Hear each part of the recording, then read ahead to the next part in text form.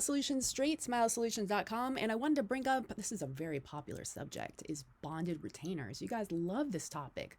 Bonded retainers, lower bonded retainers, fixed retainers, permanent retainers, it's all synonymous. What is a use case? And we've gone over use case examples on when you should use bonded retainers. Of course, a lot of patients love them, and I kind of go over the pros and the cons and the risks and aftercare and how it changes your aftercare and the warranties. And no, I don't want them on every patient, but a lot of people do. To be honest, if I was a general dentist, I might put them on every single patient because I think it's much easier to monetize the aftercare and the retainer checks and to have it be just kind of a high ROI into your regular cleaning and perio maintenance and pro fees. I think it's brilliant to do that. Plus, I mean, a lot of patients love them, you know, and then they just have an essix they wear at night and they come off. Oh, well, you got the essix, right? You just wear the essix. It's all good. Like you have an insurance policy. It's super smart. Obviously, if patients don't like them, they don't have to have them. They can decline them. But then all the relapse is their fault. So, I mean, it's just brilliant.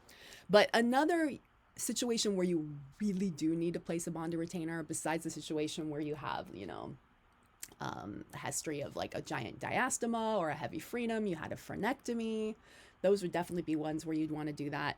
Or a situation where you had like super crowding and you treated this as an adult and they just have a lot of elasticity and they're probably going to go back. Okay, then you're going to do that. But another situation is whenever you have a high lateral incisor. If you have a high lateral incisor and you bring it down, that sucker's going to pop back up. There isn't a retainer in the world that's going to keep that down. It's always going to have that little elastic bungee cord rubber band that's going to pop it back up. So it's different because if you intrude, it's different, right? It's not going to want to pop back down as much. It's less likely because the bone will, but when you extrude, for something happens, it likes to pop back up slowly over time. A long time ago, we would do these, I don't think I ever did it, but you could send them to perio to have all the attachments in the PDL severed, so they'd be less likely to do that. I know my auntie had that done. She's very proud of it, but she still has relapse. She doesn't wear retainers, so they told her she didn't need them if they did the circumferential fibrotomy.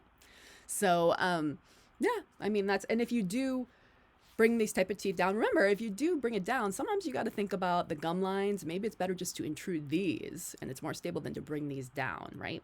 But if you do bring them down, then you should do a 3-to-3 bonded retainer, canine to canine, not end it on the laterals, or often they will rotate if they started off rotated. But yeah, just another example of where it might be a good idea. Can't force your patient to have them, can only recommend it. And if you recommend it, you need to have a way that you can get your fair's worth of income out of all the monitoring and aftercare you're going to have to do. It is a marriage once you put one of these suckers on. So that's why I just recommend you listen to my whole retainer playlist. There's so many tips and tricks. And a lot of you guys, the reason you're losing money in ortho is because you're not building out your aftercare program properly. And an aftercare program in a GP or a hygiene focused practice is very different than an aftercare program in an ortho practice. Two different workflows, right? Two different vertical integrations.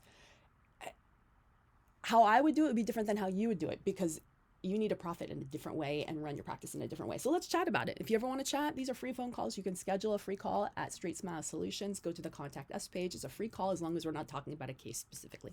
All right. Thanks so much.